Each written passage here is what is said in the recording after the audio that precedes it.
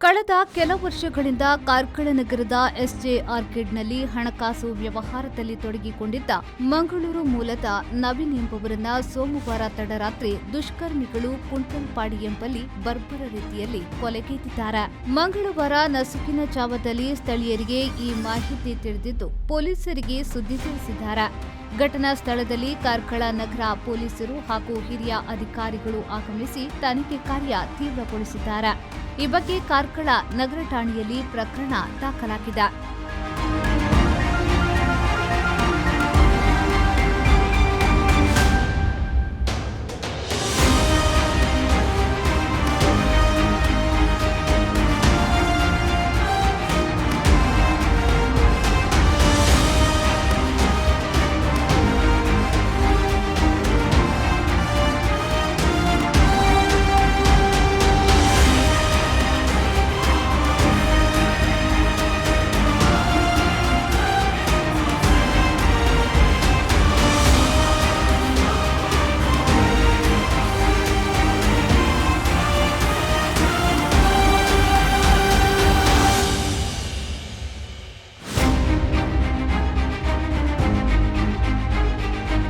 KM Khaleel, ವಿ4 news, Karkala.